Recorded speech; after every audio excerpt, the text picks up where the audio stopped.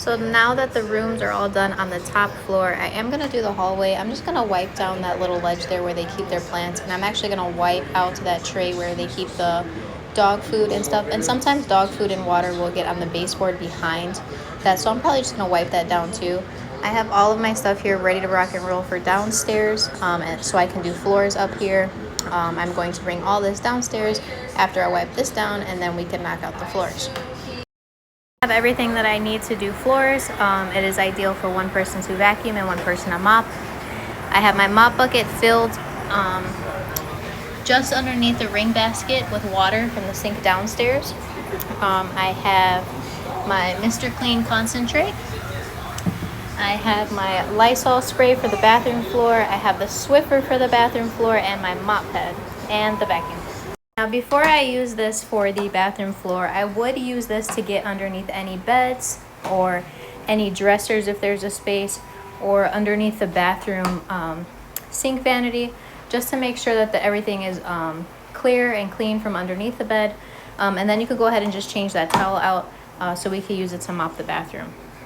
Now first we're going to go around and pick up any random big pieces that our vacuum won't be able to suck up and toss them. So depending on your vacuum, they all have a hose like this. You just have to look for the button to release the hose. The first thing that we do after Swiffering from underneath the beds and underneath the dressers, we will use this hose and we will go along the sides of all of the hard to reach places. We will move anything around that we can lift with one hand, like this garbage can. I would move that basket out and clean underneath it. I would move her laundry basket out and clean underneath it.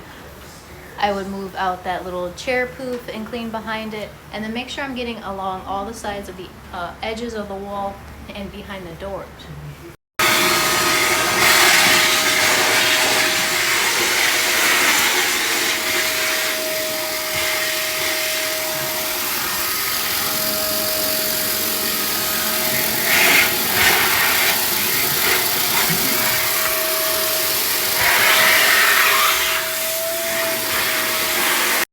So now that along the edges are done, I moved all the small things around and vacuumed under it. Underneath the bed is done.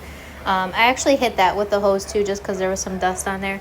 So just be mindful of what package they have. A lot of our packages have different cleaning tasks on there. The platinum package or the diamond package, you might have to dust the baseboards with that extendable duster for some rooms. In the diamond package, it does include high dusting. So when we were doing the blinds, we would have used the high duster to get in all of those corners on the light fixtures and on the vents. Another thing that the diamond includes is wiping down the light switches. So just double check which package and make sure that we're doing all the cleaning tasks. But now that all the edges are done, I'm going to go ahead and use the vacuum and clean the main areas of the floor. So since I am the one vacuuming, I'm going to go ahead and close the blinds because I am finished, and then we can go ahead and mop. I am going to put 2 ounces of this into my mop bucket of water. This is just lukewarm water. You do not need scalding hot water to mop a floor. And also make sure you're using the right amount of product. Check the product labels. Sometimes Mr. Clean is more concentrated than other Mr. Cleans, so we don't want to make sure that we're putting the right amount of cleaner in there. Otherwise, it's going to leave the floor super sticky.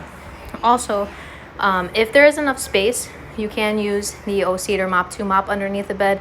If there's not enough space, go ahead and use your Swiffer to mop underneath the bed. And double check with like the flashlight on your phone to make sure you didn't miss any areas underneath the bed. Some people do like to use underneath their bed as storage.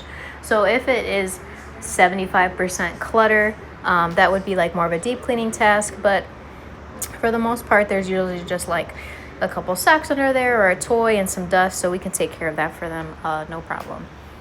So now I'm going to dip this in here, and we want to give it a good wring.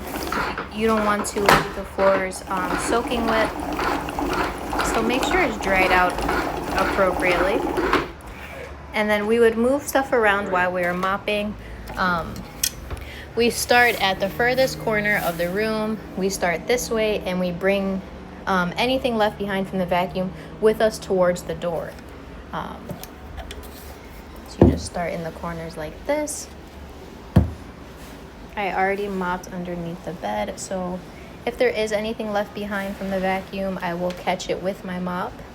And then as you're vacuuming and as you're mopping, you're double checking all of your own work to make sure that you didn't miss anything. So that's why it's ideal for one person to mop and one person to vacuum. Now this room is all mopped. When you are mopping, make sure you are mopping with the grain. And then this room is completed and we turn off the light. We shut the door. We also vacuum and mop out the bathroom. If the floor is crazy wet from where you clean the shower, please wipe that up with a microfiber towel. Do not run the vacuum over a wet floor. The same thing applies. We would get all of the edges first with the hose behind the door. We don't have to do the sides of the toilet, yay for us, because we did it by hand.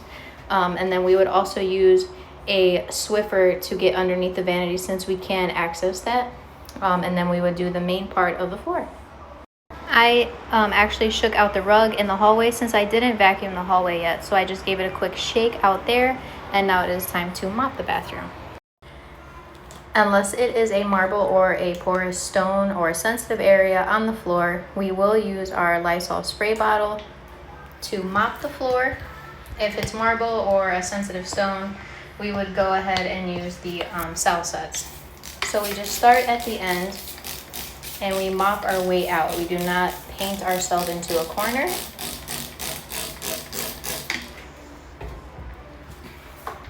And we start from one end just to make sure that we didn't forget anything with our vacuum, and we pull everything towards us.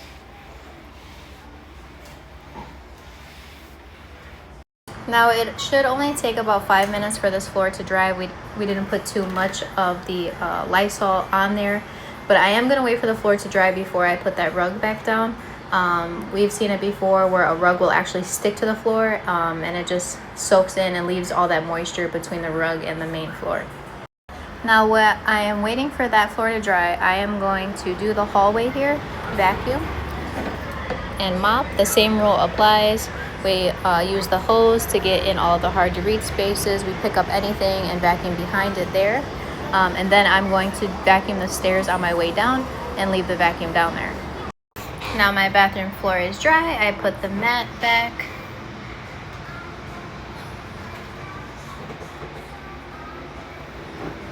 So we're gonna go ahead and turn off the light and we're going to shut the door. Now I did vacuum the hallway. I made sure to use the hose to get in all of the hard to reach areas.